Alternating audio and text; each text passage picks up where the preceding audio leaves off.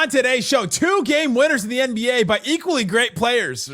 Maybe not anywhere close, but some great games in the association. Is Giannis leveling up? We'll talk about that and more. Locked On NBA Game Night now.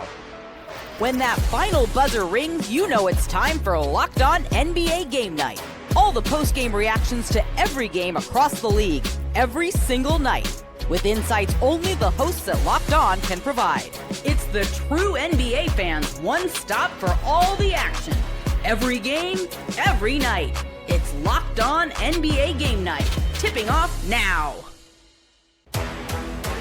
And welcome to Locked On NBA Game Night. My name is Nick Angstadt, host of the Locked On Mavericks podcast, part of the Locked On Podcast Network, your team every day. Thanks for being an everydayer, making Locked On NBA your first listen. Today's episode is brought to you by Game Time. Download the Game Time app, create an account, and use that code Locked On NBA to get $20 off your first purchase. And joining me, as always, from Locked On Cavs, what'd you see in the NBA tonight, Danny Cunningham?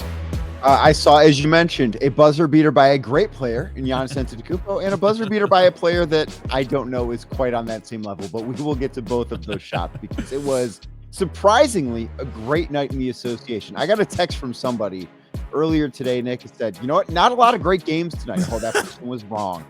But then what did I follow up with? You said, I didn't say it was you that said it, so you outed yourself. But I want to claim we're it gonna because have one or two crazy ones. We're gonna have one or two crazy games, and we had about 3 or 4. I said I'm waiting to see which ones go off the rails because they absolutely do every single time. So we'll break down every single game in the association like we do every single time. We got to get into it. Let's start with the Bucks and the Pacers.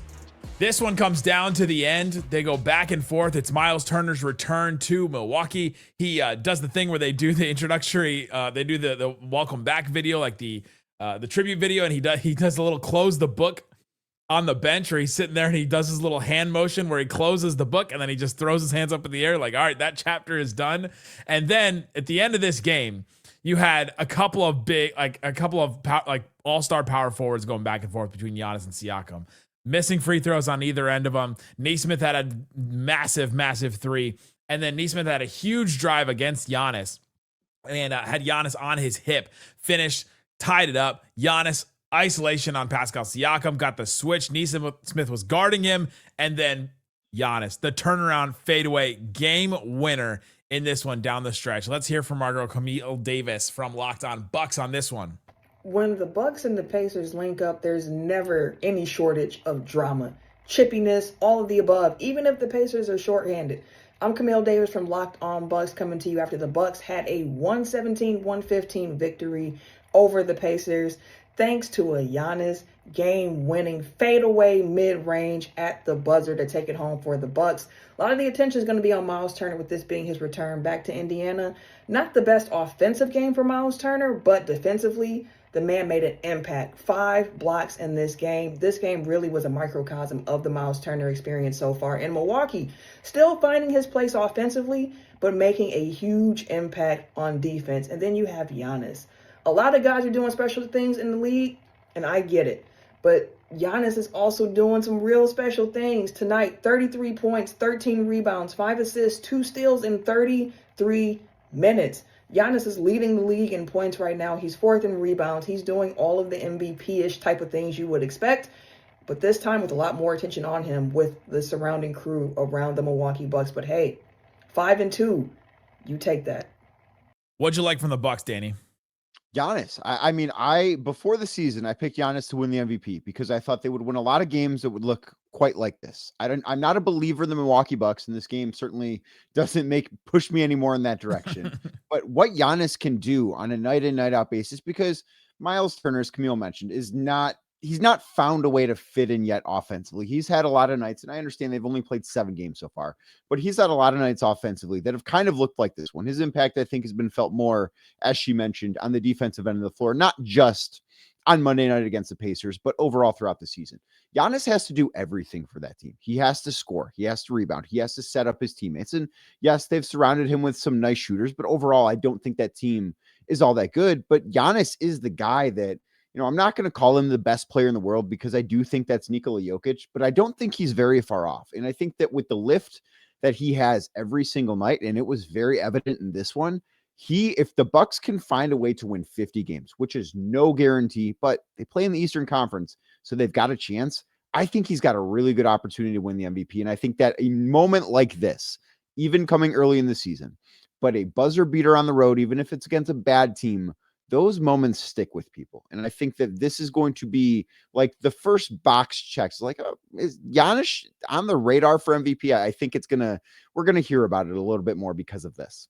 We need like a secondary MVP, like the Kobe 2005, like the Kobe or the 2007, like the Kobe where he's just like scoring 40 a night and then he's carrying that team and the team's not very good. And then they kind of make the playoffs, but then you're like, yeah, but there's just no shot because it's just only one guy. Like we need the carry MVP, the team the guy that carries his team to a record that they just have no business being anywhere close to. I feel like Broad Shoulders Award. The Broad Shoulders Award. Luka would have won it like 2 years ago for the Mavs. Yeah. Like there's just been these play. I'm sure LeBron has had one for Cleveland a couple times. He could have had one, but yeah, watching Giannis in this game and then watching the game winner, like ISO on Siakam.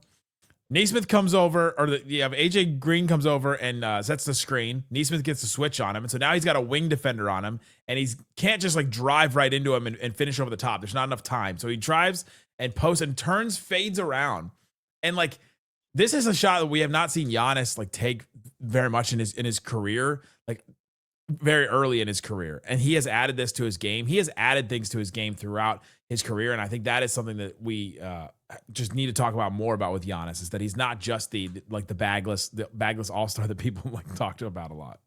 And this was such a tough shot. Like we're going to think about it as a buzzer beater because obviously that's what it was and it won the game. But like this was a very high degree of difficulty jumper from the left elbow. It was no, just going to dribble right into this at the elbow, create my space, rise up and shoot. Like it was a turning fadeaway jumper from that left elbow. It was wildly impressive. And even from a Pacers perspective, Nick, like I know that this team is so just decimated by injuries right now. And they lost a couple of more guys tonight via injury. But it felt like I was watching them in the playoffs last year again, where they had all of these insane comebacks because they were down by 10 in the fourth quarter again in this game. And they just find a way to come back and make games interesting. It doesn't matter if Johnny Furphy's playing minutes, who he got hurt. It doesn't matter if they have Tyrese Halliburton, who obviously won't play at all this year for them. It doesn't matter at this point. I think if Tony East is on their roster, like they're going to find a way to just make games close. And that, like, for as little talent, like all-star caliber talents as they have right now because of injuries, I continue to just be so impressed by how hard they play. Welcome to a Rick Carlisle coach team of role players. That is the experience. 21-10 for Isaiah Jackson, including 2 massive finishes at the rim, clutch in this game. Jarris Walker, 18 points, 8 boards, 5 assists in this game too, and he had he blocked an inbounds pass late in this game, which I thought was absolutely a massive moment for him too to keep this game alive. But win is a win for the Bucks. They move on, and a win is a win for the Jazz, even if they don't want them. Let's hear from our guy David Locke about the game winner from Nurkic of all players. Jazz stunned the Boston sold-out crowd here at TD Garden on a Yusuf Nurkic tip-in at the horn. David Locke with Locked on Jazz. The Jazz had lost their last 3 in pretty dramatic fashion, being blown out in all 3 of them, being down by 20. And it looked like the same was going to happen tonight when Boston hit them early. The Jazz trailed by 10 at the half, but Keonte George's 16 third-quarter points in a year that has become the Keonte George revival. His 3rd-year jump, dramatic, taking about 9 free throws a game, and tonight he lived at the line as well. He's become an efficient scoring guard for the Utah Jazz, and that is the story of the opening week for the Jazz, that Keonte has made the big jump on a night where the Jazz were not getting the usual Lowry Markkanen performance. Keonte carried them through the 3rd, and late in the ball game, the Jazz were able to make enough plays, get enough stops. Elijah Harkless came off the bench for massive defensive effort. Kyle Filipowski with some big plays early in the 4th. It was a Yusuf Nurkic tip-in that won it for the Jazz, and the Boston Celtics really, really, really cold 3-point shooting as the Jazz win it here in Boston, their first win on this road trip. We won't talk much about the Celtics, but you can go listen to John Krause, and he is sad about this. Like if they're, for all the years that he was gloating for a lot, you can go listen to him be sad. They were really cold from 3, 11 of 51. They have only hit 14 out of 53s twice. That's the least amount of threes they've ever hit when they've taken at least 50. They hit 11 tonight. watching this game, it just felt like, okay, this one has to go in, or this next one, they have to make one. Like you get the sense when you're watching a team just chuck up as many 3-pointers as the Celtics do in this game and really all the games that they play. Cause the number of attempts is not an outlier for them, but you're just like, okay, they're due. They're going to make one at some point. And Derek White made one in the fourth quarter. That was a pretty big shot, but that was really it. It's like, oh, they're just never actually going to make any of their threes. No, absolutely not. But the Jazz get this win. Keonte George was massive in this one, including having some really big free throws late. He went to the line a couple times. That was massive to tie the game at 101. He did that. That was huge. And then he had this moment with 44 seconds left where he falls down. He slips on the floor. And Jaylen Brown trips over him. And it's not called. And obviously, I'm watching the Boston broadcast, which is just an experience. Like I would not like to have it again. But they're going, how can that not be a foul that he's on the ground? Did you think it was a foul if a guy is on the ground and Jaylen Brown tries to like step over you and you trip over the guy? Should it be a foul on the player on the ground? I feel like it should be because that is tripping, but also I understand why it wasn't called because I guess technically, is that a legal guarding position? Is that a legal guarding position? Is like lying down on the ground a legal guarding position? Like, I don't know, but that might be the rule. That might be a legal guarding position, and if so, that's why that wasn't called. Did he trip or was he tripped? You know what I mean? Like that's the difference to me. Is if you do the Draymond Green where you reach up and you smack him in the nuts, and like that is a tripping thing, or you grab him by the ankle or something, that would be a foul to me. Like, yeah, but I guess you're right. Is it a legal guarding position? Because if he doesn't make a play on the ball, but that was a huge moment with 44 seconds left because the Jazz went up by 1 at that point. I am fascinated to see what the last 2-minute report says when it comes out on Tuesday. Normally, I don't care about that thing because there's nothing that can ever be done. But when you're just watching this game as a neutral observer and seeing a play that you never see, like how often do you see that play in that situation on a yearly basis in the NBA? Not very frequently. I am really interested to see what the NBA officiating says about whether or not that was a correct or incorrect call. And I think I'm going to laugh at the description either way. Coming up, let's hear from Wes Goldberg from Locked On Heat. They get a clutch win against the Clippers. Clippers kind of explode down the end. We'll talk about that coming up and more. Locked On NBA Game Night continues coming up next. Today's episode of Locked On NBA Game Night is brought to you by Game Time. Download the Game Time app, create an account, use the code Locked On NBA, all one word, Locked On NBA, because you want to go to NBA games. And I know that because you're listening to this show. It's always better in person. I love going to games. One of the most fun things that I get to do in this job is get to go to games for free all the time. But if I'm not going for free, I use Game Time because you can see the views from your seats. You can see exactly what you're going to pay at checkout. You got to love that. And their zone deals are a game changer. You pick the section, Game Time picks your seats, and you save big. You can even find NBA tickets for under, think of a number, $25. Mine was lower, wasn't it? Take the guesswork out of buying NBA tickets with Game Time. Download the Game Time app, create an account, and use that code LOCKEDONNBA for $20 off your first purchase. Terms apply. Again, create an account, use the code LOCKEDONNBA, LOCKEDON, NBA for $20 off. Swipe, tap, ticket, go. Thanks for hanging out with us on Locked On NBA Game Night. I keep wanting to say Game Time, but I guess it's just because I did the Game Time ad. It is not Game Time. The games are over, in fact. The game is not time for the games. The game time is over, but it is the night to talk about the games here. Link in the description for every single one of these great shows. Go listen to Locked On Jazz, Locked On Celtics if you want to hear John be sad, Locked On Locked On Bucks and Locked On Pacers. Great stuff all the time from those shows. Let's talk about this Heat versus the Clippers. The Heat get the win against the Clippers. The Clippers were an 8.5-point favorite going into this one, and the Heat get the win. Let's hear what Wes Goldberg has to say about this one. Let's see, win by the Heat on the road, second night of a back-to-back. Heat beat the Clippers. Much-needed win for them. Bam Adebayo was fantastic in this one. 25 points, 10 rebounds, 4 assists, 2 steals, and he was really great over the last 2 minutes, hitting clutch shots, had a big jumper over Zubac in those final couple of minutes, had a big stop on James Harden that led to a turnover, came in and doubled Kawhi Leonard on what could have been the game-winning jumper by Kawhi that missed. So he was great, and then just contributions up and down. Norm Powell in his first game back after missing the last 3 with a groin injury, he had 21 points. A little bit of a revenge game for Norm Powell playing those Clippers again. So Big win for the Heat. They started this 4-game road trip 0-2. They get this win. They improve to 1-2 on the road trip. That's how math works. And they will finish it up. Hold on. Do we have to check his math?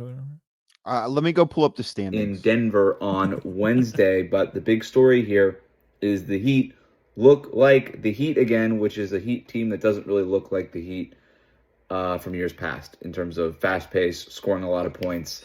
They scored 120 points in this one on 54% shooting. This team is fun. Wait a minute. You know what that short was?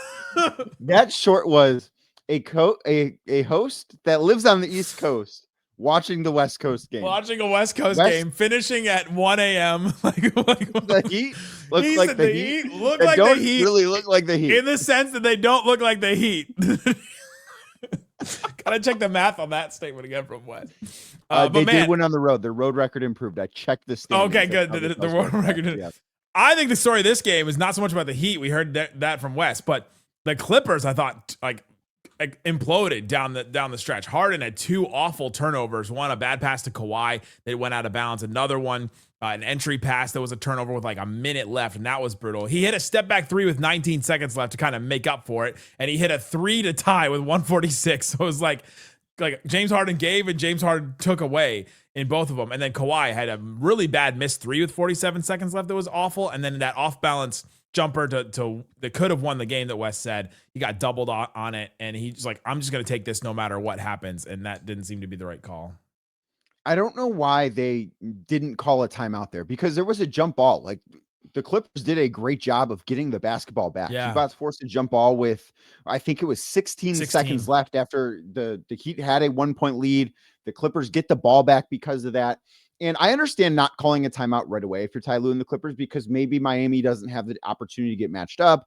Maybe they don't have the opportunities to get subs in. But with like 7 seconds left, it just turns into Kawhi Leonard dribbling on the right wing. And Miami's going to have the opportunity to send a double, and they're going to be able to do it with not enough time to make anything else happen. Call a timeout at that point. You have one. Yes, you would want the ball in Kawhi Leonard's hands, and maybe you can't guarantee that that's going to happen again. But you also have James Harden on the floor, who, I guess doesn't have the best clutch time reputation in the NBA. But overall, I just feel like if they would have called a timeout, they could have gotten a better look. And there's no promise that that's going to go down. But I like my chances with Ty Lue drawing something up than Kawhi Leonard taking an off-balance 3-pointer while he's doubled on the right wing. Like, that just doesn't seem like a recipe for success.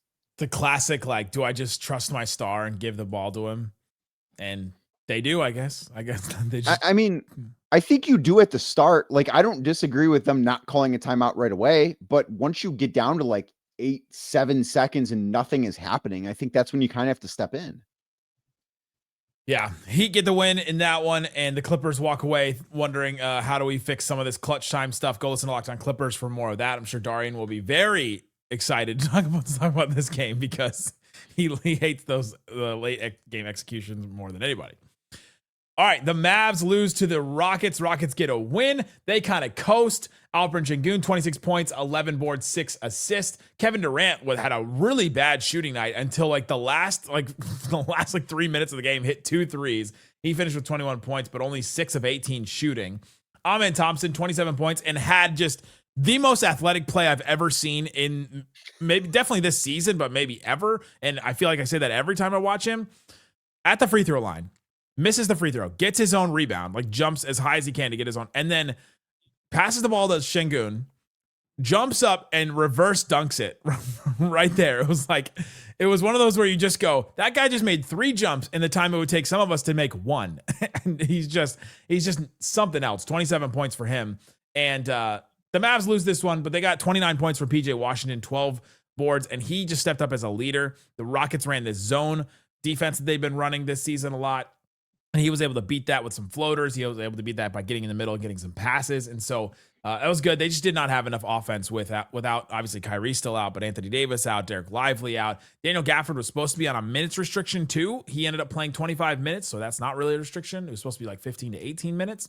That's interesting. Cooper Flagg, 0 for 3 in the second half. The Mavs have not done a good job of getting him involved at all. I think they're doing a real disservice. We talked about that in the last 2 days on Locked On Mavs, that they're doing several different things that are making it really hard for him to have any kind of impact in sections of these games. Like he's got to go get it himself if he wants to make an impact, which I think is brutal for a player on like a team that is win now and has all these vets and is 18 years old, the youngest player in the NBA. This feels similar to me in the same sense that we just talked about Miami and the Clippers, where I have more thoughts on the team that lost this game than the team that won this game. Like the Rockets are really good. They should win this game. I don't necessarily they actually didn't play that well. No, they didn't. But like, this is a game that they should win, even if they have like their C- game, which I kind of think today was for them. There was so much D'Angelo Russell for the Mavericks late in that game. Like there was so much They have to. That is, you talk about doing a disservice to Cooper Flagg. I think that is part of it.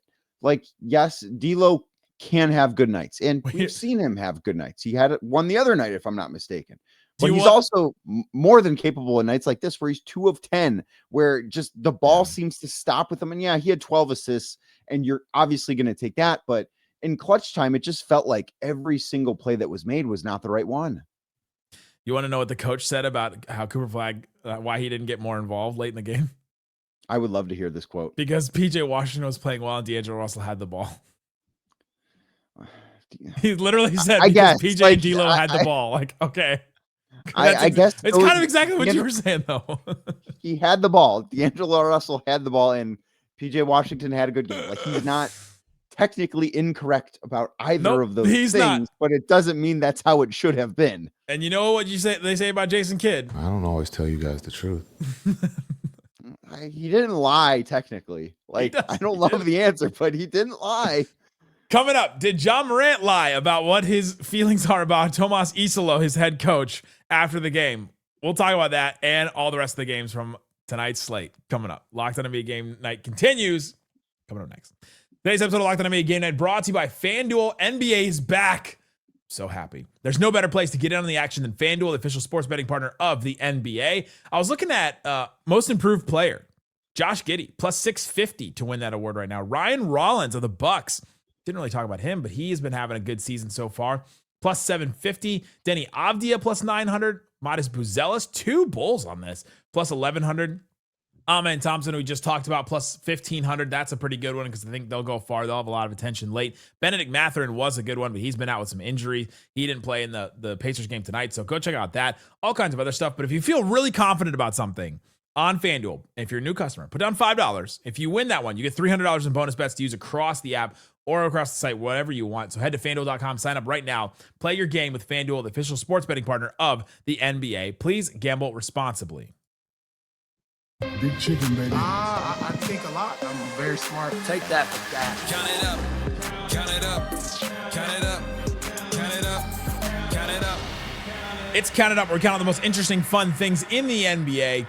And not fun for Memphis Grizzlies fans, but Ja Morant is having an interesting kind of like week here with the comments about the coaches, with his play on the court, with his moping and moaning and things like that. After this game against the Pistons, he was asked, do you have the same joy that you've had in the past? And he said, nah. Then he was asked, what can be done to get it back? And he said, we'll see. That's leaving things very familiar. It sounds, I feel like I've heard someone say these things before. I feel like at some point in the last 12 months, I have heard this type of messaging from a star player before. And that star player would be? One Jimmy Butler III. Remember? I mean, there was a very similar conversation after a suspension where he was asked about his joy, and he doesn't think he's going to be able to get his joy back in Miami. That's now, right. Ja didn't go so far as to say he's not going to be able to get his joy back in Memphis, which, you know, whatever. He said, we'll see. I don't know if that's not giving me any confidence that he's going to get it. It did not sound encouraging, right? And I was having this conversation with somebody earlier on Monday. How many teams in the NBA right now do you think would trade for Ja Morant? Because I don't think it's a very high number. Like, if you want to count it up, I think that's pretty quick because I don't think we have to count too high. Count it up. I never put it past the Kings. You never can. You can put nothing past the Kings. I agree. The Pelicans should do it. The Pelicans are one of the only teams that has a worse situation right now. I actually think, and I talked about this last night with John on Game Night, John Corrales. I don't think there's a team with a worse situation in basketball than the Pelicans for the next 3 to 5 years. So why not? Like, what could go worse if you add Ja Morant to the mix there? But I just don't think it's a long list. It's not a very long list. Yeah, that one is not a long list. It's a very weird situation going on there. And yeah, they lose to the Pistons. Let's hear from Kuka Hill on how the Pistons actually fared in this game. The Detroit Pistons have moved to 5-2 on the season. They've won 3 straight after taking down the Memphis Grizzlies tonight. Host of the Locked On Pistons podcast, Kuka Hill here. Keonte Cunningham is playing out of this world the last 3 games, averaging 28 points, 12 assists, 6 rebounds, getting to the free throw line nearly 8 times a game, 2 steals a game, 1.3 blocks a game, and only turning the ball over 1.3 turnovers per game the last 3 games. He's taking care of the basketball. He's playing extremely well. He dropped 19 points in the fourth quarter tonight, completely closed out the Memphis Grizzlies. They cut it to a 3-point game with around 3.5 minutes left after the Pistons were up by 21. And then Cade came down with back-to-back buckets, including a dagger jab step 3 at the top of the key over the Memphis Grizzlies to really put the dagger into them. He's playing extremely well. Isaiah Stewart had the best game of his career. Look how far he's developed, how far he's come. He's taken 8 threes in this game. 4 blocks. He played extremely well in this game. The Pistons have a really good schedule coming up with the Jazz and Nets. We realistically could be looking at the Pistons in a week at 7-2. Celtics said the same thing about the Jazz. And look where that. I don't think Detroit's going to go 11 of 51 from 3 in one of those games, though. I don't think they'll take 51 threes in one of those games. But Ku's right. I mean, Cade was so good in this fourth quarter. The 19 points, like it just felt like every single time, because Memphis did make this close. Like Detroit, as Ku mentioned, led by 21 and kind of choked it away. But Cade made sure that it wasn't going to go too far. Cade made sure that, okay, enough here. Like, I'm going to shut the door. I'm going to do the thing that superstars do. And it was awesome to watch. And the guy that he's become on the floor is just such a treat to watch every night. Nuggets get a win against the Kings. Let's hear from our guy Swipa from Locked On Nuggets about their win. The Denver Nuggets get the win over the Sacramento Kings in a 130-124 win. Look, Nikola Jokic goes for 30-plus, 14 assists, his first 30-point game of the year. Russell Westbrook makes his return, has a 20-point game, plays very well on both ends. The Nuggets, man, they really just continue to churn. One of the key dominating storyline for this year is that the Nuggets, they had a 12-point lead at least in every game they played this year. So even if the record is 4-2, this feels like a sleeping giant. They're not hitting their threes at a high clip yet. Their defense coming into tonight was number 4 in the NBA. So they obviously have like a lot to them, but it's just going to take some time for everybody to sort it out what they're supposed to be doing, especially Cam Johnson and Christian Brown. But the Nuggets, they get another win. They're 4-2. On to the next one. On to the next one, and on to the next one for us. The Wolves get a win against the Brooklyn Nets, who the Brooklyn Nets are just, they're a situation. But let's hear from Locked On Wolves, Ben Beacon, about this win. The Minnesota Timberwolves kept the Brooklyn Nets winless on Monday night with a 16-point victory. I'm Ben Beacon, host of the daily Locked On Wolves podcast. The still Anthony Edwards Timberwolves took advantage of the league's worst defense with a Julius Randle triple-double. He had 19, 10, and 11. 19, 11 rebounds and 10 assists. And this was probably the best overall game for the Wolves this year in terms of offensive ball movement. The ball was snapping around the perimeter, especially in the second half. Minnesota was only up by 4 at halftime, and it took until... I'm going to stop him right there because Locked On Nets host Eric Slater said this about the Nets defense. You ready for this? Ben was like, this is the best their offense has looked. It's the best the ball movement has looked. Eric Slater on Locked On Nets started his show by saying the Nets defense is their greatest tank weapon that they have. I love that. I love the phrase tank weapon. And it's true. They're terrible defensively. Watch them in person the first week of the season. I'm just like, I don't know how everything's going to shape out, but man, I can't see a world in which the Nets don't have a bottom 3 record in basketball. Yeah. Sorry, Ben, to interrupt you, but everyone's offense is going to look really good against this Nets team because the Nets defense is their greatest tank weapon, which I think is a hilarious take. I feel like for a triple-double to count against the Nets, you have to have at least 15 in every category. So therefore, we are rescinding Julius Randle's triple-double tonight. Didn't have enough assists or rebounds. You got to do a trip and a half. You got to get to 15. Got to get to 15 for that. Let's hear from our guy Chris from Locked On Nets or Locked On Knicks. Oh, that was bad. I can't do that to the Knicks. About their win against the Wizards, another team with not so great.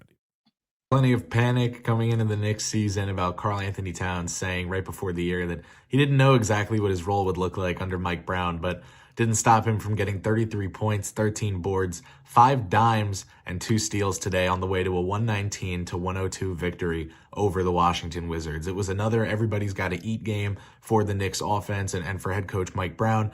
Let's run through some of the accomplishments here. You had Jalen Brunson shoot 6 of 17 from the floor. Despite that, 9 assists from him.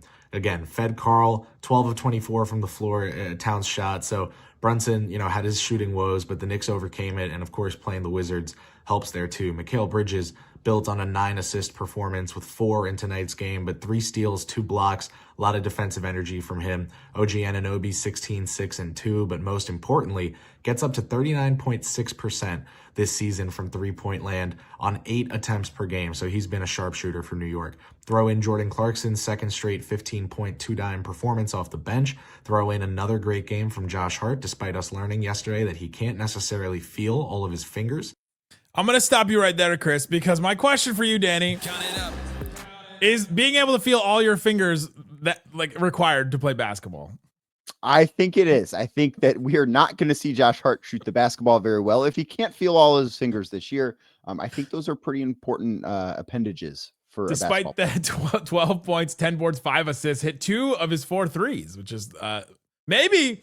Here's my thing. Maybe Josh Hart needs to feel his fingers less to make these or threes. Maybe he could feel them on Monday night. Maybe he could feel them now, but it might come and go. He couldn't feel them before. The Lakers were not feeling any of their star players. LeBron, Luka, Reeves, all out. Let's hear from Andy Kamenetsky from Locked On Lakers. They got the win against the Blazers, Danny.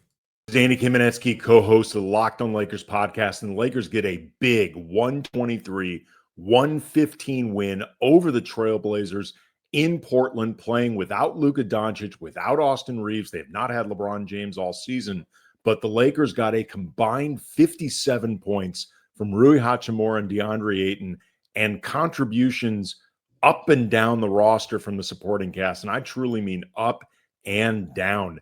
Two-way player Nick Smith Jr. off the bench, 25 points.